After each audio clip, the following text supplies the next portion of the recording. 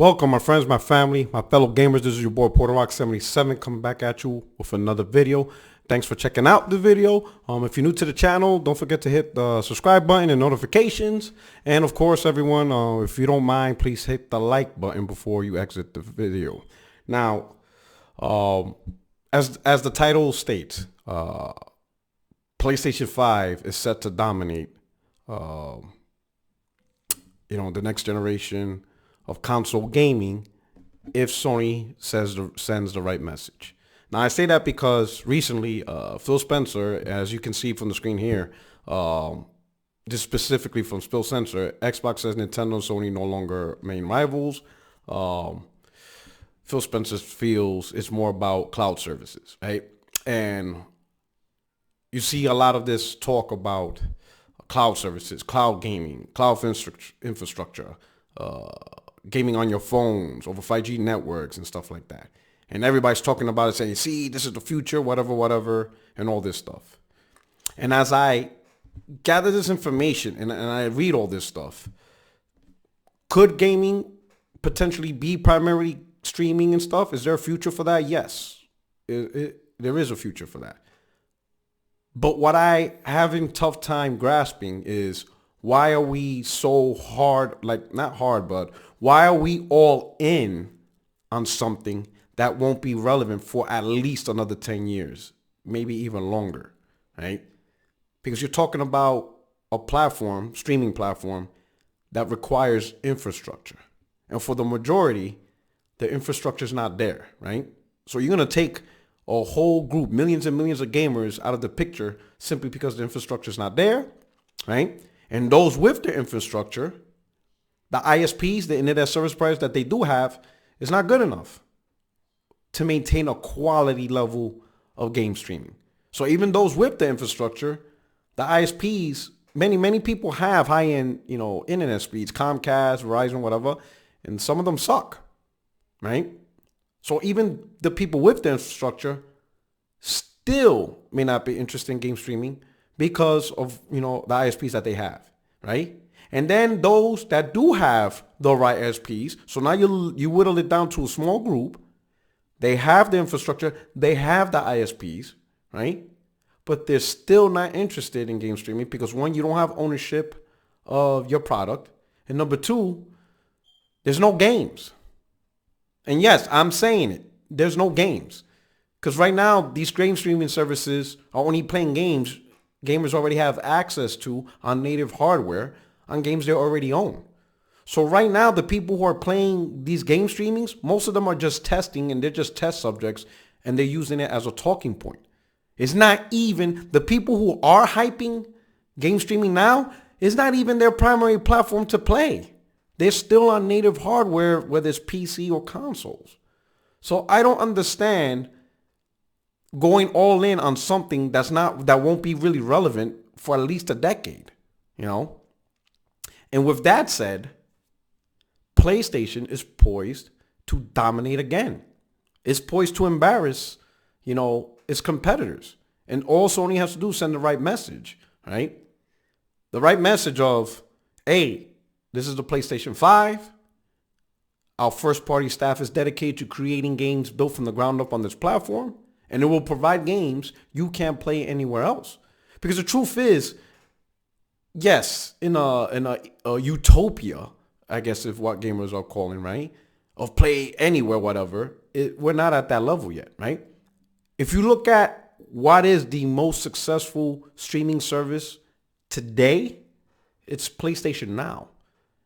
And it only has 1 million subscribers, which is nothing, which is really irrelevant. PlayStation 5 is going to surpass 1 million sales worldwide in the first month of release. It's going to blow past subscription services, The amount of people that's going to get PlayStation 5 over the course of the year, subscription services, streaming services are not going to keep up, Just simply on the mere fact that majority of gamers just don't care. What's interesting about the whole thing is I see a lot of the people who are really going hard, and even you have, big name content creators, people with podcasts, huge podcasts, these are the big ones. I don't think they're being honest in this conversation simply because their success is hindering from preaching the truth, you know? Because if you say anything negative about Microsoft or the future of cloud gaming and stuff like this, you'll most likely lose contacts, people in the industry that you met that provide you information, or they'll go on your shows, the relationships, you know? It could hinder or hurt who you know in the industry if you actually have an honest conversation. And I think that's what's happening. Because the truth is this. Some of these people want PlayStation to go and say, we're going to put our games day one on PC. We're going to put our games day one on PS Now. They want Sony to send that message, right? It's important that Sony sends that message out because it gives validity to Microsoft. And that's really what this is all about. That's really it. Microsoft's future plan of this is how we're going to do it is more about we have to make sure Microsoft's stance is validated. And right now, the only one that can validate their statement is Sony. Because Sony is in the lead. The PlayStation brand is the most powerful brand in console, right? So in order to make Microsoft look good, in order for the Xbox to look good and make this make sense, Sony has to co-sign that statement.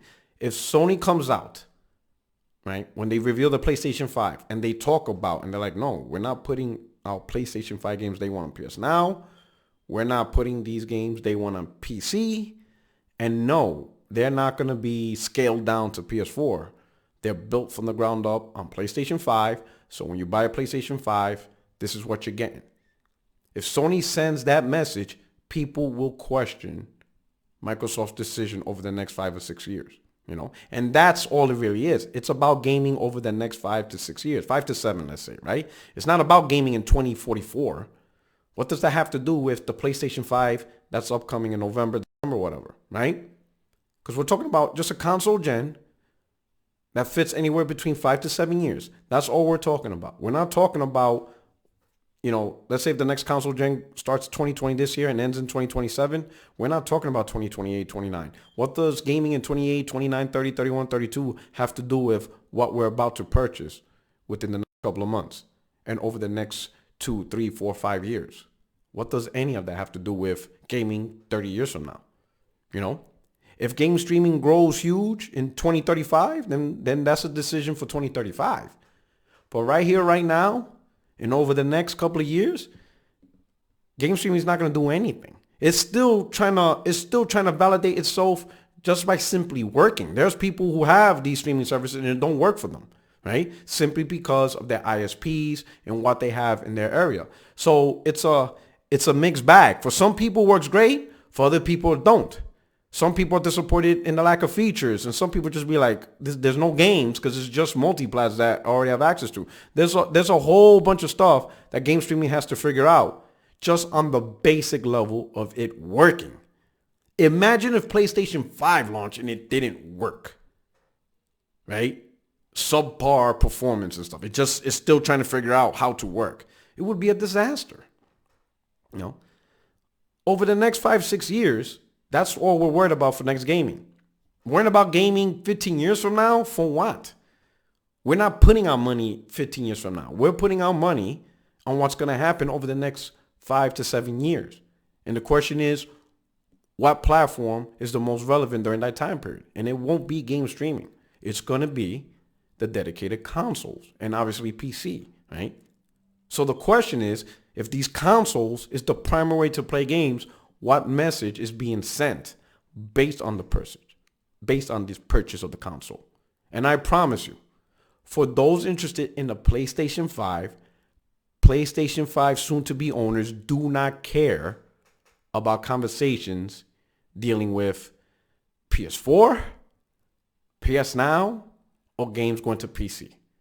No PS5 owner that's going to buy a PS5 is worrying about any other platform or any other service type. They're worrying and concerned about if they're going to pay $500, let's say if that's the price, what are they getting for the $500? What message is Sony sending to PlayStation 5 enthusiast that's going to get the platform.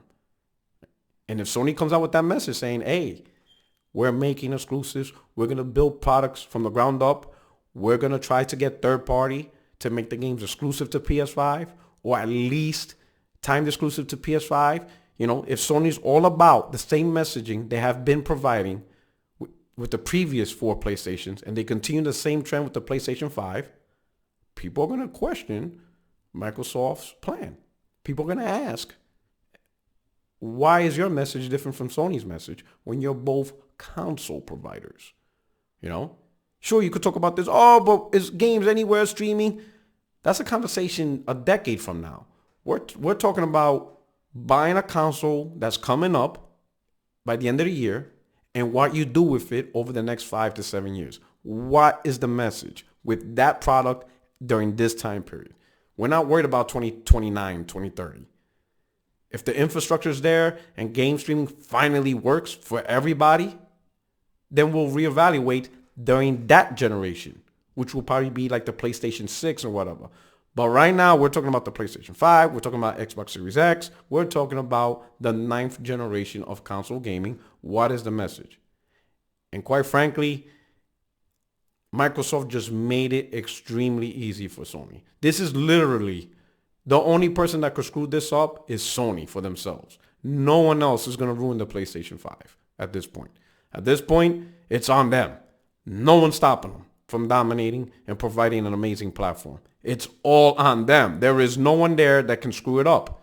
If PlayStation 5 messes up for whatever reason, if it goes back to PlayStation 3, it's just having a bad gen, that will be the responsibility of Sony. Sony has the opportunity, right, to grab hold of the narrative, to take charge, and give what console gamers expect. And all these guys talking about these console gamers are archaic, they don't see the future. No one cares about your opinion. Again, I think most of you who says that opinion are just doing it because you have to say it, because you want to keep your friends in the industry. You're not being honest, right? Over the next 5, 6 years, Sony comes out and sends the same message they always have, the PlayStation 5 is going to dominate. And actual people who want to buy the PlayStation 5, they're not going to mind. They're going to enjoy that message, and they're going to join the PlayStation product, and you're going to see another console that sells over 100 million, over 1 billion games sold, repeat history, and it's all going to be about that console. But it's on Sony to send that message. They could either ruin it for themselves, or they could take charge of the narrative and dominate once again. And that's it. Let me know what you think about this topic. Hit me up in the comment section. I appreciate you guys stopping by the channel. Don't forget to subscribe if you're new to the channel, and hit the like button on your way out. Thank you very much. This is your boy Porter Rock 77, your only friend in these YouTube streets. Check you out in the comment section.